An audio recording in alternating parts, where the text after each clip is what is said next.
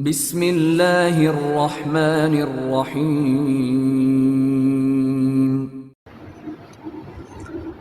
تمام قسم کی تعریفات، عبادات ایک اللہ وحدہ لا شریک کے لیے، ان گنت لا تعداد درود و سلام ہو امام الانبیاء رحمت للعالمین صلی اللہ علیہ وسلم کی ذات گرامی پر۔ عزیزان گرامی، سورہ کہف اور فتنہ دجال کا باہمی تعلق یہ اس دور کے اہم ترین موضوعات میں سے ایک موضوع ہے۔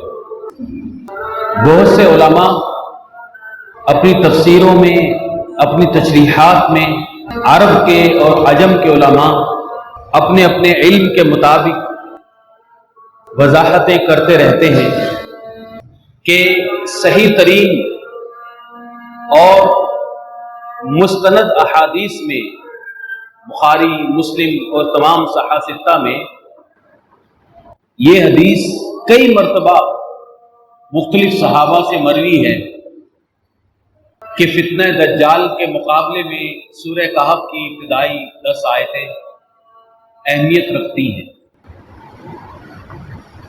اب ظاہر ہے لفظی ترجمہ جب ہم پڑھتے ہیں تو ہمیں ان آیات میں دجال کا کوئی نام نظر نہیں آتا۔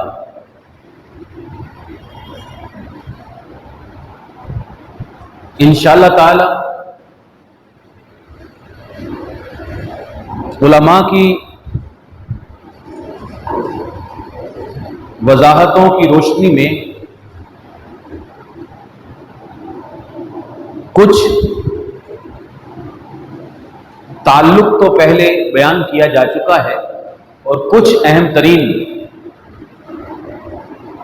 اس اختتامی انشاءاللہ تعالی بیان کے اندر کہ فتنہ دجال سے بچنے کے لیے سورہ کہف کی جو بنیادی ابتدائی 10 آیتیں ہیں ان میں آخر ایسی کون سی پالیسی بیان کی گئی ہے، ایسی اہم ترین کون سی بات کی گئی ہے۔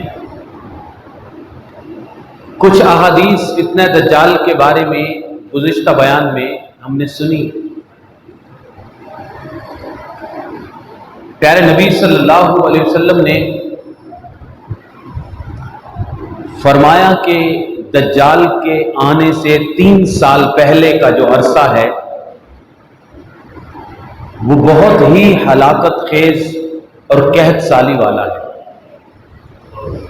بھوک پیاس بہت ہوگی، شدید ترین۔ فرمایا کہ پہلے سال آسمان اپنی 1/3 بارش بند کر دے گا، 1/3 بارش نہیں ہوگی۔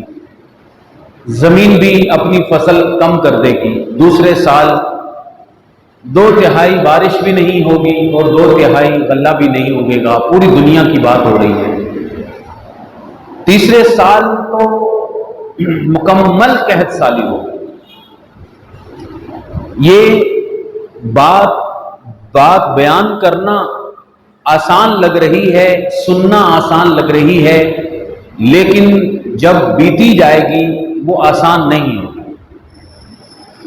ہم اپنی پوری زندگی میں بھی کوئی ایسا دن نہیں گزرا کہ ہم 2-3 دن مسلسل بھوکے رہے، ایسا کبھی نہیں گزرا۔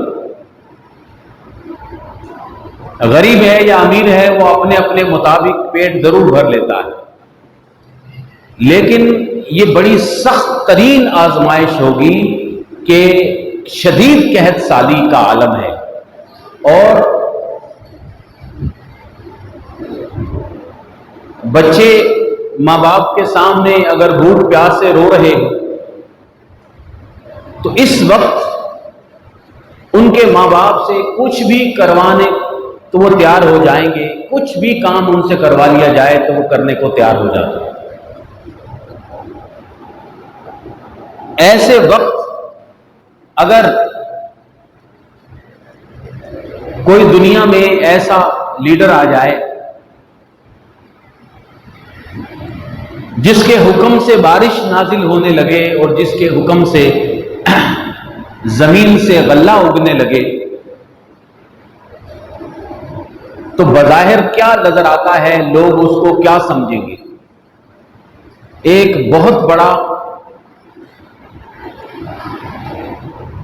مسیحا، نجات دہندہ، جو لوگوں کے معاشی مسائل بھی حل کر رہا ہے اور ہر قسم کی پریشانیاں دور کر رہا ہے۔ صحابہ اکرام رضوان اللہ علیہ مجمعین نے یہاں ایک سوال کیا، وہ سوال بھی بڑا اہم تھا۔ عرض کی، اللہ کے رسول صلی اللہ علیہ وسلم، ایسا سخت دور ہوگا تو مسلمان کھائیں گے کیا؟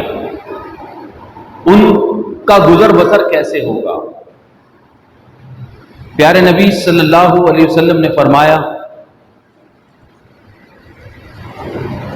کہ التسبیح والتہلیل والتکبیر، لا الہ الا اللہ، اللہ اکبر، سبحان اللہ، اللہ کا ذکر وہ کریں گے ان کا پیٹ بھر جائے گا۔ یہ اللہ پر ایمان لانے والوں کا ایک بہت بڑا معجزہ ہوگا کہ اللہ کے ذکر سے ان کو سکون مل جائے گا۔ علماء کہتے ہیں کہ ایسی کیفیت ہے ہمارے اندر کہ اللہ کے ذکر سے پیٹ بھر جائے، ایسی حالت ہماری ہو گئی ہے۔ ہم اپنے بچوں کو کم از کم اللہ کے ذکر کا عادی بنائیں کہ کھانے سے پہلے کے آداب ہیں اور کھانے کے بعد کے آداب ہیں، اللہ کا شکر کیسے ادا کرنا ہے، صبح شام کے اذکار، اللہ کا ذکر، اللہ کا نام۔ تو جس بندے کی ایمان کی یہ حالت ہو جاتی ہے تو پھر اس دور میں بھی ایسے معجزے نظر آتے ہیں کہ اس کے سامنے حرام ہے تو وہ نہیں لیتا حرام،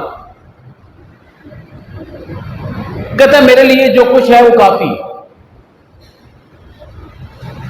اللہ کے ذکر سے اس کی تھکاوٹ دور ہو جاتی ہے۔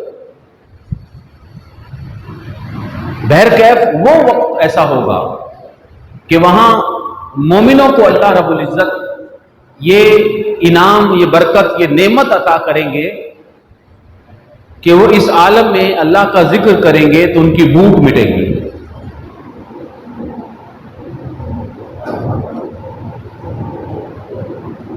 چونکہ یہ فتنہ بڑا ہماگیر ہے، اس کی بڑی جہتیں ہیں۔ کسی ایک حدیث کے اندر تفصیل سے رسول اکرم صلی اللہ علیہ وسلم کے صحابہ نے پوری ابتدا سے انتہا تک بات نہیں بتائی، کسی نے اس کی زندگی کا کوئی مرحلہ بتایا، کسی نے اس کی ایک نشانی بتائی، کسی نے اس کی 2 نشانیاں بتائیں۔ صحابہ کہتے ہیں کہ ایک مرتبہ رسول اللہ صلی اللہ علیہ وسلم فجر کے بعد، یعنی غیر معمولی چیز ہے، یہ عام نہیں ہے، عادت نہیں تھی ایسے، فجر کے بعد ہمارے ساتھ بیٹھے اور مسلسل قیامت کی نشانیاں، قیامت کے فتنے بتاتے رہے کہ ظہر کا وقت ہے۔ ظہر کے بعد آپ نے تفصیل سے واقعہ بیان کیا، عصر کا وقت ہو گیا، عصر کے بعد بھی آپ اتنا لمبی گفتگو آپ نے عام حالات میں کبھی نہیں فرمائی۔ کسی کو کیا بات یاد رہی، کسی کو کون سا پہلو یاد رہا، کسی نے کوئی بات بھول گئے۔ تو صحابہ نے جو بیان کیا ہے اسی طرح ہم بھی مختلف اس کی زندگی کے الگ الگ حالات ہی بیان کریں گے۔ ایک حدیث اہمیت والی ہے، وہ یہ ہے کہ رسول اللہ صلی اللہ علیہ وسلم نے فرمایا کہ دجال کے ماتھے پر کافارا لکھا ہوگا کہ یہ کافر ہے، یہ اللہ کو نہیں مانتا۔ یہ بھی فرمایا رسول اللہ صلی اللہ علیہ وسلم نے کہ اس کو ہر مومن پڑھ لے گا۔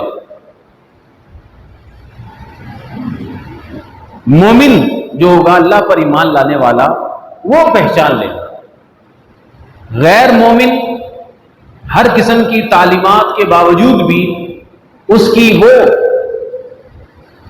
کفر کو نہیں سمجھ سکے گا۔ ہمارے دور کے اندر، موجودہ دور میں، ایک عالم نے بیان کیا کہ اس کی مثال سمجھنی ہو تو چھوٹی سی مثال ہے یہ، جو ہر جگہ پر ہمیں نظر آتی ہے کہ باوجود پڑھنے کے، باوجود دیکھنے کے بھی، باوجود سمجھنے کے بھی وہ ہم کام کرتے ہیں۔ انہوں نے بتایا کہ آپ کسی بھی سگریٹ پینے والے کو دیکھو گے کہ اس کے ہاتھ میں جو ڈبیا ہے سگریٹ کی، پیکٹ ہے، اس کے اوپر حکومت نے بڑا بڑا لکھوایا ہوا ہے کہ یہ کینسر اور دل کی بیماریاں اور پتہ نہیں بہت سی بیماریوں کے وہاں نام لکھ دیے۔ پھر انہوں نے کہ شاید کوئی پڑھا لکھا نہ ہو، جاہل ہو، تو وہ اردو میں یہ پڑھا نہ سمجھ پائے، تو انہوں نے تصویر بھی بنا دی، ڈبی کے اوپر کینسر کی تصویر بھی بنا دی کہ اس سے یہ بیماری ہوتی ہے، اور لکھ بھی دیا کہ اس کو پینے سے یہ بیماریاں ہوتی ہیں۔ پھر بھی کوئی پینے والا کیا کبھی باز آیا؟ نہیں آتا۔ دیکھ کر، جان کر، سمجھ کر بھی پیتا ہے، کیونکہ اس کو ایڈکشن ہے، نشہ ہے،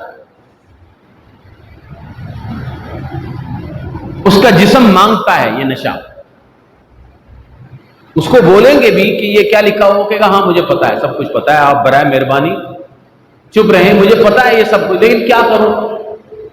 تو اس وقت بھی کچھ ایسی حالت ہوگی کہ کہیں گے کہ یہ کیسے رب ہو سکتا ہے، اس کے ماتھے پر لکھا ہوا ہے کہ یہ کافر ہے۔ تو لوگ جو ہے دیکھنے سمجھنے کے باوجود بھی اس کے پیچھے ہوں گے، اس کے فالوور ہوں گے۔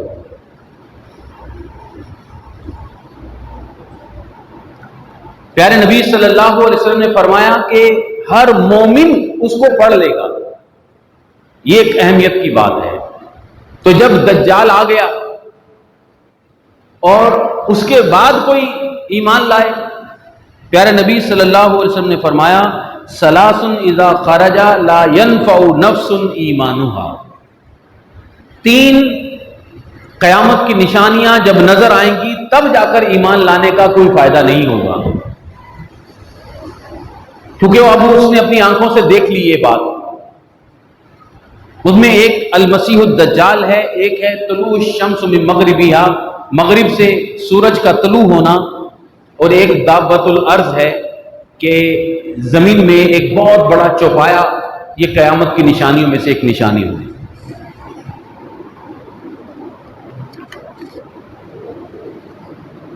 یہ بڑی بڑی خطرناک علامتیں لے کر آنے والا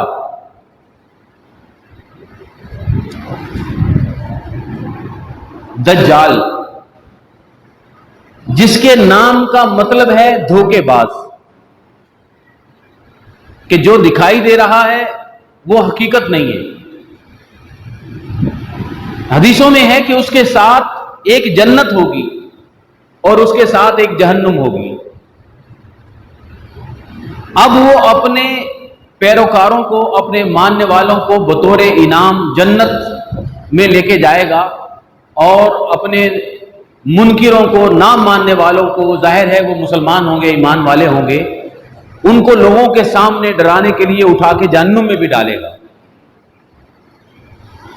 حدیثوں میں یہ الفاظ ہے کہ تم اس کی جہنم میں داخل ہو جاؤ آنکھیں بند کر کے، کیونکہ وہ جہنم نہیں ہے، وہ جنت ہے۔ دکھائی کیا دے رہا ہے اور حقیقت میں کیا ہے، اس کو ہم آج کے دور میں کیا سمجھ سکتے ہیں کہ ایک مصنوعی دنیا ہے، ورچوئل ورلڈ ہے، جو نظر آ رہا ہے کہ جی یہ جہنم ہے، لیکن وہ جہنم نہیں ہوگی۔ اتنا بڑا دھوکہ، اتنا خوفناک دھوکہ کہ نظر آ رہی ہے جنت لیکن وہ جہنم ہوگی۔ پیارے نبی صلی اللہ علیہ وسلم کے صحابی حذیفہ بن اسید فرماتے ہیں نحن نتذاکر، ہم ایک مسجد میں بیٹھے تھے اور آپس میں گفتگو کر رہے تھے، اور ہماری گفتگو کا موضوع تھا نزع قیامت کی نشانیاں۔ پیارے نبی صلی اللہ علیہ وسلم تشریف لائے، پوچھا کیا باتیں کر رہے ہو؟ ہم نے کہا کہ ہم قیامت کا ذکر کر رہے تھے۔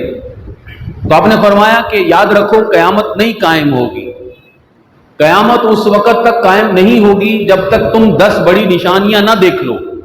ان میں سے ایک نشانی ہے الدخان، دھواں۔ یہ جیسے یہاں کراچی میں بہت کم اور بعض علاقوں میں دیکھا ہوگا، فوگ پھیل جاتا ہے، اندھیری تاریکی پھیل جاتی ہے، کئی کئی دن اندھیرے میں رہتے ہیں دھواں۔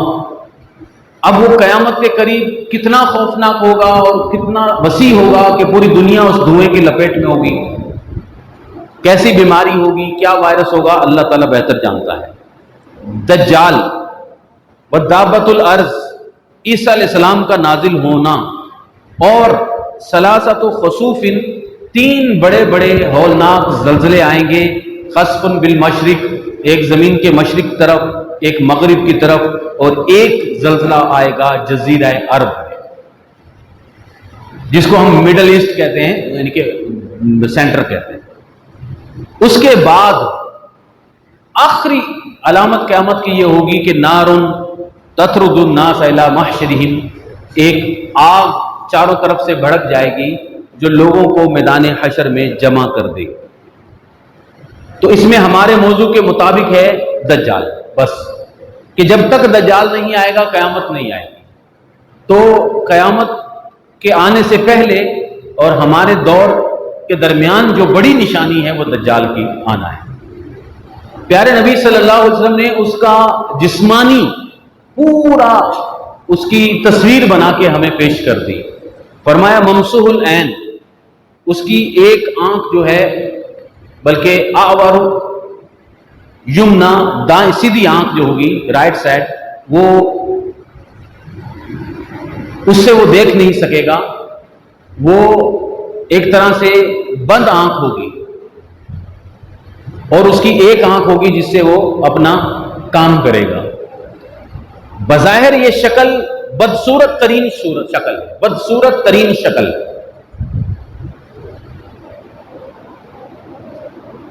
نوجوان ہوگا، سرخ و سفید رنگ کا، لیکن ایک آنکھ والا ہوگا۔ جعد الراس، آپ نے فرمایا اس کے سر کے بال سخت ترین کرلی ہوں گے، گھنگریالے بال ہوں گے اور سخت ہوں گے۔ مکروہ شکل و صورت کا ہوگا، اس کی گردن نہیں ہوگی۔ یہ اس کے موٹاپے کی طرف نشانی ہے کہ جس طرح کوئی بہت موٹا آدمی ہوتا ہے تو وہ جیسے ہی کندھا ختم ہوتا ہے تو اس کا سر شروع ہو جاتا ہے، تو گردن نام کی کوئی چیز نظر نہیں آئے گی۔ اولاد نہیں ہوگی اس کی، یہ اس کی نشانی ہے۔ جنات، شیاطین، جادوگر اور ہر قسم کا مشرک اس کا پیروکار ہو جائے گا۔ یہاں ہمارے دور کے علماء لکھتے ہیں کہ بدصورت ہوگا۔ عام طور پر لوگ جس کو لیڈر بناتے ہیں نا، اس کو دیکھتے ہیں کہ یہ کم از کم خوبصورت ہونا چاہیے، اس کا ظاہری شکل و صورت اچھی ہونی چاہیے، چاہے اندر سے وہ جتنا بھی کالا کیوں نہ ہو لیکن اوپر سے روشن نظر آتا ہے۔ یہ عام ہماری عادت ہے۔ وہ بدصورت ہوگا پھر بھی لوگ اس کے پیچھے چلیں گے، یہ کیسے ہو گیا؟ یہ سوال ہے کہ لوگ بدصورت کے پیچھے نہیں چلتے۔ اس کے 2 جواب دیے۔ ایک تو بڑی حقیقی جواب ہے کہ رسول اللہ صلی اللہ علیہ وسلم کی موجودگی میں، آپ کی زندگی کے آخری دور میں، عرب کا ایک علاقہ ہے یمامہ، وہاں پر ایک شخص مسلمہ کذاب نے نبوت کا دعویٰ کر دیا۔ اب اللہ کے آخری نبی کی زندگی میں اگر کوئی نبوت کا دعویٰ کرے تو اس کے جھوٹے ہونے میں تو کوئی شک ہو ہی نہیں سکتا نا۔ اور مورخین لکھتے ہیں کہ وہ انتہائی بد شکل تھا، بہت ہی بد شکل تھا، لیکن پھر بھی آدھا عرب اس کا فالوور بن گیا۔ کہ لوگ جب کسی کے پیچھے اندھے ہوتے ہیں نا، اس کو فالو کرتے ہیں تو پھر نہیں دیکھتے کہ وہ کون ہے۔ بدصورت بھی ہے، جھوٹا بھی ہے، مکار بھی ہے۔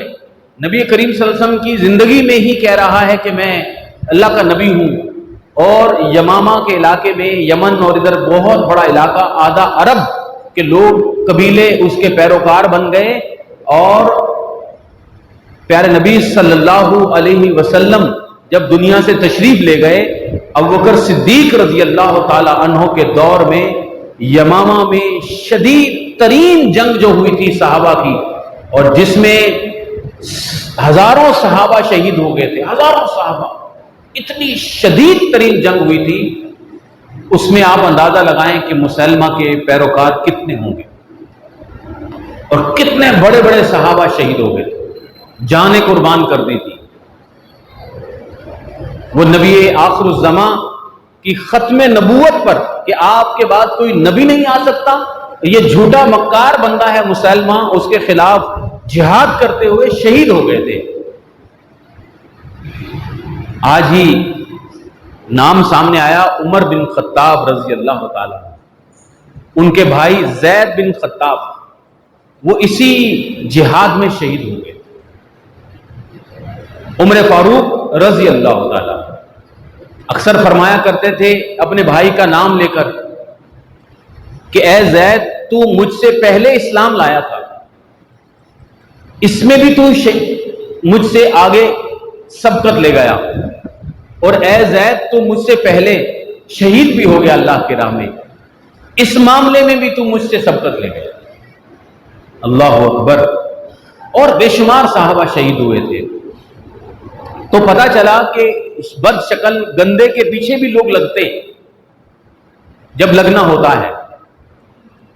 اور ایک جواب علماء یہ بیان کرتے ہیں کہ اس دور میں جس میں ہم جی رہے ہیں، ہم میں سے اکثر لوگوں کو پتہ نہیں ہوتا، کیونکہ ہم اپنی بڑی زندگی گزار چکے ہوتے ہیں، اور ہم ٹی وی سے یا جو جدید قسم کے موبائل کارٹون آتے ہیں یا گیمز آتی ہیں، ہمیں ان کو پتہ نہیں ہوتا، لیکن ہمارے جو بچے ہیں وہ خوب واقف ہوتے ہیں۔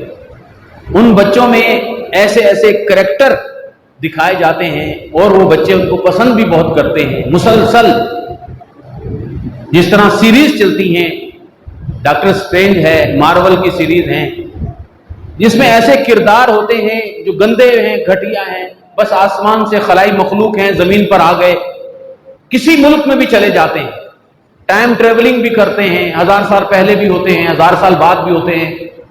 ان کو جو یہ ہماری بچے دیکھتے ہیں، اور ہمارے بچے، اور اس وقت جو ہمارے مسلمانوں کے بچے اور پوری دنیا کے جو چھوٹی نسلیں ہیں جب دیکھتی ہیں، مسلسل دیکھتی رہیں گی، دیکھتی رہیں گی، دیکھتی رہیں گی، تو جب وہ بڑے ہوں گے تو ان کے ذہنوں میں یہ ایک چیز نقش ہوگی کہ ہاں ایسی شخصیت ہو سکتی ہے کہ جو خلاؤں سے اترے، طاقتور ہو، جس کی عمر بہت لمبی ہو، جس کی بدصورت ہو، اور جو کبھی کس ملک میں ابھی 1 سیکنڈ کے بعد کسی اور ملک میں چلا جائے، جس کے اوپر کوئی بم اثر نہ، تو وہ بچے اس کو دیکھ دیکھ کے تو پتہ نہیں 100 سال کے بعد، 200 سال کے بعد، 500 سال کے بعد لوگ ایسی گندی شکلوں کو بھی اپنانے لگ جائیں گے اور ان کے پیچھے لگ جائیں گے۔ تو بچنے کے لیے یہ بھی ہم سمجھ سکتے ہیں کہ بچنا ہے اگر ہم نے، تو پھر ہمیں اپنے آپ کو بھی، اپنے موبائلوں کو بھی دیکھنا ہے، اور اپنے بچوں کی بھی ذہن سازی کرنی کہ جو کچھ تم دیکھ رہے ہو جو جھوٹ ہے وہ حقیقت نہیں ہے۔ اللہ اکبر۔ پیارے نبی صلی اللہ علیہ وسلم نے فرمایا کہ دجال 40 دن تک رہے گا، یہ دجال کا فتنہ 40 دن کا طویل فتنہ ہوگا، وہ پوری دنیا میں پھیلے گا۔ فرمایا ایسے پھیلے گا اور ایسے تیز رفتاری سے سفر کرے گا جس طرح کے تیز آندھی ہوتی ہے، مطلب سیکنڈ کے اندر کبھی کہاں کبھی کہاں کبھی کہاں۔ فرمایا کہ پہلا دن جو ہوگا وہ 1 سال کے برابر ہوگا، دوسرا دن 1 مہینے، تیسرا دن 1 ہفتے کے برابر ہوگا، باقی دن جو ہوں گے وہ عام تمہارے دنوں کے برابر ہوں گے۔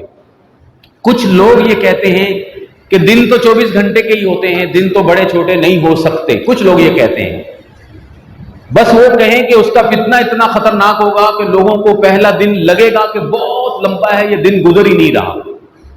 لیکن میں ایسی بات نہیں کر سکتا، وہ رسول اللہ صلی اللہ علیہ وسلم کی جو فرمان ہے ہمارے سر آنکھوں پر، ہمیں اس سے بھی زیادہ یقین ہے کہ ابھی دوپہر میں سورج چمک رہا ہے، اس سے زیادہ یقین ہے کہ نبی کریم صلی اللہ علیہ وسلم نے فرمایا وہ حرف بحرف حقیقت ہے کہ پہلا دن جو ہوگا وہ سال کے برابر طویل ہوگا، بہت طویل دن ہوگا، اس کا فتنہ شدید ترین ہوگا۔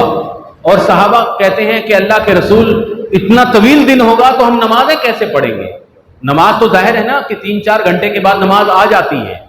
تو آپ نے فرمایا کہ تم فقدروا لہ قدرا، تم اس کا ٹائم کا اندازہ کر لینا، مطلب ٹائم دیکھ کر آپ اتنے گھنٹوں کے بعد نماز پڑھتے رہنا، جو جس طرح آپ 24 گھنٹوں میں نمازیں پڑھتے ہو۔ فرمایا دجال، ایک حدیث ہے کہ دجال نکلے گا، یخرج لغضبۃ، غضبناک ہوگا تب نکلے گا۔ وہ اس کے غضبناکی کی ایک نشانی یہ بتائی جاتی ہے کہ پہلے دنیا کے اندر جنگ عظیم ہوگی، الملحمۃ الکبریٰ کے نام سے، جس کو تورات انجیل میں یا یہودی جو آج کل لفظ بیان کرتے ہیں اس کے لیے آرمیگڈون، بہت بڑی جنگ عظیم ہوگی۔ ٹھیک ہے، جب جنگ عظیم ہوگی تو پھر لاکھوں کروڑوں کی ہلاکتیں ہوں گی۔ تم، نبی کریم صلی اللہ علیہ وسلم نے صحابہ کو یعنی مسلمانوں کو اشارہ کر کے فرمایا کہ مسلمان تم جزیرہ عرب کو فتح کر لو گے، پھر اس کے بعد تفتحون قسطنطنیہ، تم قسطنطنیہ کو بھی فتح کرو گے جو اس وقت استنبول ہے ترکی کے اندر۔ جب وہ فتح کر لو گے تو ایک آواز آئے گی کہ شیطان آواز لگائے گا کہ ان الدجال قد خرج فی بیوتکم، کہ تم یہاں پر استنبول کی فتح میں لگے ہوئے ہو، مال غنیمت اٹھا رہے ہو، تمہیں نہیں پتا کہ دجال تو پیچھے تمہارے گھروں میں آ گیا ہے۔ امام مہدی 10 مجاہدوں کو بھیجیں گے، یہاں دلچسپی بھی ہے اور صحیح حدیث بھی ہے۔ پیارے نبی صلی اللہ علیہ وسلم نے فرمایا واللہ، اللہ کی قسم ہے، انی لأعلم اسماءہم، میں ان کے ناموں کو جانتا ہوں۔ اللہ اکبر۔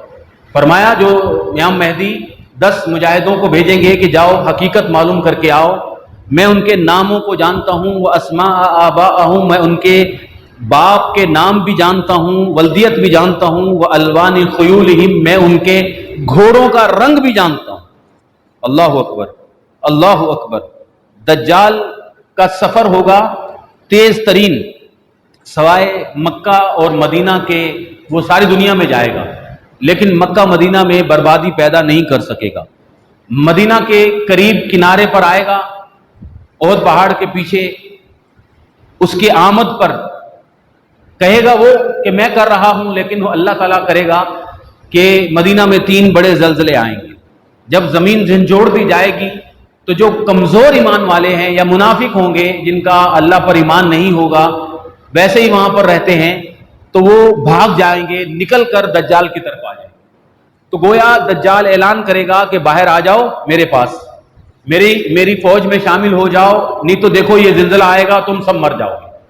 اب جو ڈر گئے، جو منافق ہیں، وہ تو بھاگ کر باہر آ جائیں گے، اس کے ساتھ مل جائیں گے، لیکن سچے ایمان والے جن کو پیارے نبی صلی اللہ علیہ وسلم کی حدیثوں پر یقین ہوگا، وہ مدینہ میں رہیں گے اور وہ بچ جائیں گے، اس کے فتنوں سے بچ جائیں گے۔ تیسری مقدس جگہ ہے القدس، بیت المقدس۔ وہاں پر فجر کی نماز کے وقت عیسیٰ علیہ السلام نازل ہوں گے۔ میں پورے واقعے کو مختصر کر دیتا ہوں کیونکہ بہت آگے تفصیلوں میں چلے جائیں گے تو کئی بیانات ہوں گے۔ اللہ اکبر۔ یوں سمجھیں کہ اہل ایمان کی اور دجال کی فوجوں کی جنگیں ہوتی رہیں گی، ہوتی رہیں گی، ہوتی رہیں گی۔ امام مہدی کے ساتھ جو مجاہدین ہوں گے وہ بیت المقدس میں ہوں گے، اسرائیل میں۔ دجال چاروں طرف سے ان کو گھیر کے بیٹھا ہوا ہے۔ ایک دن ایسا آئے گا کہ فجر کی نماز میں عیسیٰ علیہ السلام آسمانوں سے نازل ہوں گے فرشتوں کے ساتھ۔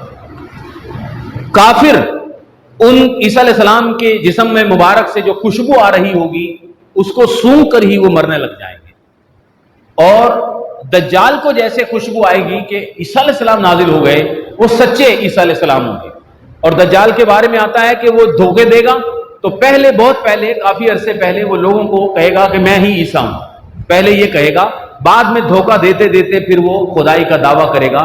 جب حقیقت میں عیسیٰ علیہ السلام آسمانوں سے فرشتوں کے پروں پر ہاتھ رکھ کر نازل ہو جائیں گے تو پھر دجال سمجھے گا کہ اب میری موت آ گئی، وہ بھاگے گا، وہ بھاگے گا۔ عیسیٰ علیہ السلام کی خوشبو ہی سے وہ پگھلنے لگ جائے گا جس طرح نمک پگھلتا ہے۔ لیکن پھر بھی حدیث کے لفظ ہیں کہ ایک مقام پر لد جگہ ہے اسرائیل میں، وہاں پر عیسیٰ علیہ السلام اس کو تیر ماریں گے اور اس کو قتل کر دیں گے۔ اللہ تعالی ہمیں ایسے فتنوں سے محفوظ فرمائے. اللہ رب العزت ہمیں ایسے ہر قسم کے. اب آخری 5 منٹ میں خلاصہ اگر نکالیں تو ہمیں سمجھ میں آتی ہے ان حدیثوں کو 3 بیانات میں، حدیثیں سنی پڑھی سمجھ میں، کہ وہ ایک شخص ہوگا. ایک یہ سمجھ میں آتی ہے بات. وہ ایسا نہیں ہے کہ جس طرح کوئی ملک ہے امریکہ کو ہم دجال کہہ دیں، ایسی بات نہیں ہوگی. پھر اس کا ایک اپنا نظام ہوگا، وہ ایک باقاعدہ نظام لے کر آئے گا، پورے ملک کے اوپر کنٹرول، پوری دنیا پہ کنٹرول ہوگا. اس کی آمد سے پہلے پوری دنیا پہ کنٹرول کرنے والے کچھ چیزیں سامنے نظر آ رہی ہیں ہمیں، جن کو ہم آج کل ملٹی نیشنل چینز بھی کہتے ہیں. اس کی آمد سے پہلے دنیا کو کنٹرول کرنے والے کچھ لوگ نظر آ رہے ہیں. مثال کے طور پر میں یہ بات جو کر رہا ہوں یہ نہیں ہے کہ ایسا ہی ہے جیسے بس آج صبح کے بعد سمجھیں کہ یہ دجال، نہیں ایسی بات نہیں، لیکن ایک سوچ دل میں آتی ہے. یہ علماء کا یوں کہیں کہ عرفان ہے، فیضان ہے، جو مختصر الفاظ میں کہ پہلے کھانے پینے، حدیث میں آتا ہے کہ وہ اس کے ساتھ کھانے پینے کا انتظام ہوگا. پہاڑوں کے برابر اس کے پاس روٹیاں ہوں گی، پانی ہوگا، نہریں ہوں گی. کیا مطلب ہے؟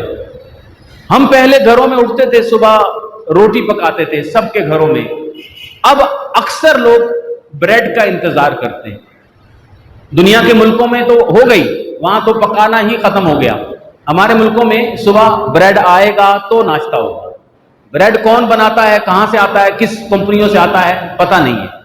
ہم پہلے پانی ٹوٹی کھولتے تھے نلکے سے، کہیں سے بھی پانی پی لیتے تھے، ڈرتے نہیں تھے. لیکن اب پانی ملٹی نیشنل کمپنیاں ہمیں بوتل کی شکل میں سپلائی کریں گی، ہمارے گھر میں پہنچے گا تو ہم پیئیں گے، نہیں تو ہم بیٹھے رہیں گے.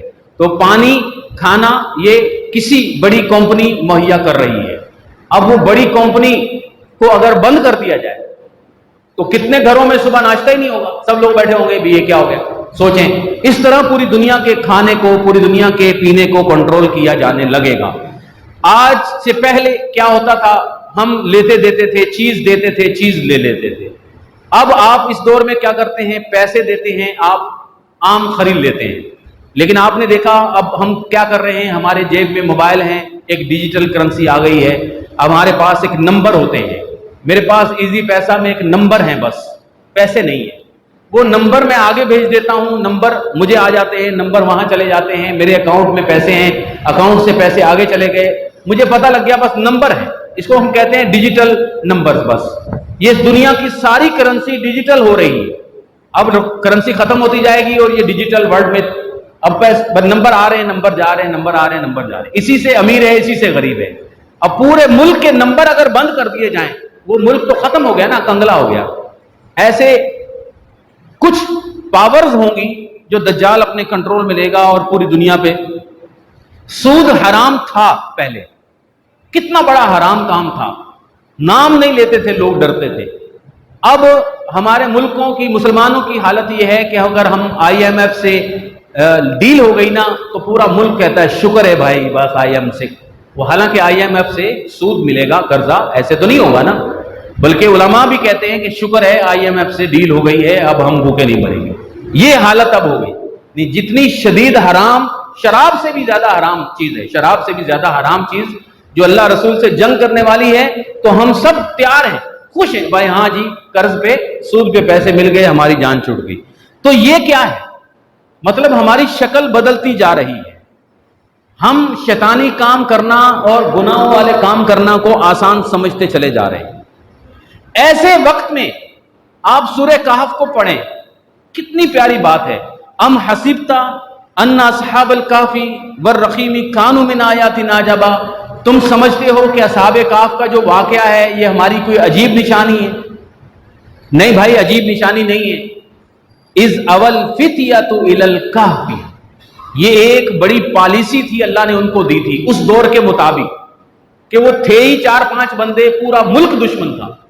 تو تم کیا کرو، تم اپنے ایمان کو بچاؤ. بس تم ایک غار میں چلے جاؤ، بڑے پہاڑ کے اندر ایک کھلا میدان تھا، اس کے اندر جا کر اپنا ایمان بچا لو، غار میں چلے جاؤ. اب اس دور میں مجھے، آپ کو، ہم سب کو حکم ہے کہ تم یہ آیتیں 10 پڑھا کرو. بھائی غار تو یہاں ہے نہیں، کس غار میں گھسیں گے؟ اس دور میں غار میں نہیں جا سکتے. آپ جنگل کے اندر بھی چلے جائیں گے نا تو گوگل سے ٹریک ہو جائیں گے کہ وہاں بندہ موجود ہے. چھپ نہیں سکتے. لیکن غار ہے. دیکھیں یہ ہے تعلق سورہ کہف کا اور واقع کہف کا، غار والوں کا اس دور کے ساتھ فتنہ دجال سے بچنے کے لیے. وہ ہے ایمان والوں کی اپنی غار، ایمان والوں کا باہمی تعلق. مسلمان آپس میں ایک مسجد کے اندر اس کو اپنا غار سمجھیں. اس دور میں ایمان بچا لو جی مسجد چلے جاؤ، ایمان بچا لو، اپنے مومنوں کے ساتھ تعلق قائم کر لو. ایک مومن امریکہ میں، ایک مومن ایمان والا افریقہ میں، ایک انڈیا میں، ان کی آپس میں محبت ہے. وہ محبت کیا ہے؟ ہم سب ایک غار میں. جس طرح یہ ورچوئل ورلڈ ہے تو پھر ورچوئل غار بھی بن جائے گی. جس طرح کی یہ دنیا ہے، آپ کے پاس واٹس ایپ ہے تو پھر واٹس ایپ سے ایمان والوں کے ساتھ تعلق ہو گیا، ایک گروپ بن گیا. بس ہم گندے لوگوں کو بیچ میں نہیں آنے دیں گے، بس ہم ایمان والے ایک دوسرے کے ساتھ ہو جائیں گے. تو یہ پالیسی بیان کی گئی ہے کہ قیامت کے قریب شیطان سے، دجال سے، فتنوں سے بچنا ہے تو آپ ایمان کی غار میں گھس جائیں. آپ مسجد کے ساتھ تعلق جوڑ لیں، مدرسے کے ساتھ تعلق جوڑ لیں. آپ بچوں کو ایمان، اپنے گھر والوں کو ایک غار بنا لیں کہ بس آپ اپنے گھر والوں کے ایمان کی فکر کریں. بس بیٹا آپ نماز پڑھیں، یہ کریں، ٹھیک ہو جائیں. ایمان والوں سے محبت قائم کر لیں. بس ایمان والوں سے جب ہم محبت قائم کریں گے تو ہم ایک نہ دکھائی دینے والی غار میں جڑ جائیں گے. اور یہ جو ہوتا ہے نا اجتماعیت، اور یہ جو ہوتا ہے اتحاد و اتفاق، اور یہ جو ایمان والوں کی آپس میں محبت ہے، یہ کوئی چھوٹی چیز نہیں ہے. چھوٹی چیز نہیں ہے، بلکہ ہمیں ابھارتی ہے. ہم بھول جاتے ہیں ایک ہفتے کے بعد، دین کی باتیں کمزور ہو جاتے ہیں. ہمیں کہا جاتا ہے کہ جمعہ پڑھ لو، پھر دوبارہ ہمیں یاد ہو جائے. یہ ہمارا دوبارہ یاد دہانی پیدا ہو جاتی ہے. تو جب ہم اس دور میں ایمان والے آپس میں محبت کریں گے اور ایک دوسروں کی فکر کرنے لگ جائیں گے، ایک دوسروں کو ایمان کی نصیحتیں کرنے لگ جائیں گے اور ایمان کی تلقین کرنے لگ جائیں گے.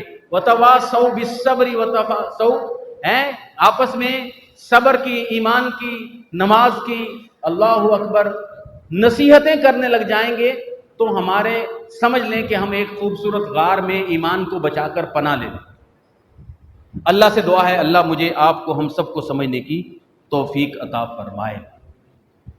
اس کی بخاری مسلم کے اندر، مسند احمد میں بھی ہے، بخاری میں بھی ایک حدیث دیکھیں کہ یہ جو آج کل ہم ایمان والے آپس میں تعلق قائم کریں گے نا، یہ کہاں کہاں کام آئے گا. پیارے نبی صلی اللہ علیہ وسلم نے فرمایا کہ ایک وقت آئے گا جہنم میں گناہ گار جہنم میں چلے جائیں گے، اللہ تعالیٰ اپنے رحمت فرمائیں گے اور جہنم سے ایمان والوں کو حکم دیں گے کہ تم سب باہر آ جاؤ. وقت دیکھیں، منظر دیکھیں، باہر آ جائیں گے. وہ جہنم والے جب دیکھیں گے کہ انہم قد نجو، ہم بچ گئے، وہ کہیں گے کہ اے اللہ ہمارے کچھ بھائی ایمان والے جن کے ساتھ ہم دنیا میں غار میں تھے، ایمان والے بھائی، ربنا اے اللہ ہمارے بھائی کانوا یصلون معنا، ہمارے ساتھ نماز پڑھتے تھے، یہ بخاری کی حدیث ہے. یصومون معنا، ہمارے ساتھ روزے رکھتے تھے. یعملون معنا، ہمارے ساتھ نیکیاں کرتے تھے. آج ہمارے ساتھ نظر نہیں آ رہے، وہ کوئی گناہگار تھے بیچارے، وہ جہنم میں ہیں. اے اللہ ہمیں ان کی فکر ہے. اللہ رب العزت فرمائیں گے، الحمدللہ فرمائیں گے، اذهبوا جاؤ فمن وجدتم فی قلبہ مثقال ذرۃ من ایمان فاخرجوہ، تم دیکھو جہنم میں ایک ذرے برابر بھی جس کے دل میں ایمان تھا نا، اس کو بھی جہنم سے نکالو. تو یہ ہے فائدہ ایمان والوں سے تعلق کا، کہ دنیا میں بھی انشاءاللہ تعالیٰ وہ ہمیں گمراہی سے بچائیں گے. اور اللہ نہ کرے، اللہ نہ کرے، اللہ نہ کرے اگر ہم اس دن جنت میں نظر نہ آئے تو وہ اہل ایمان ہمارے لیے وہاں بھی دعائیں کریں گے کہ اللہ ان کے لیے سفارش کریں گے. اللہ اکبر، اللہ اکبر. اللہ تعالیٰ سے دعا ہے کہ اللہ تعالیٰ مجھے، آپ کو، ہم سب کو سمجھنے کی توفیق عطا فرمائے.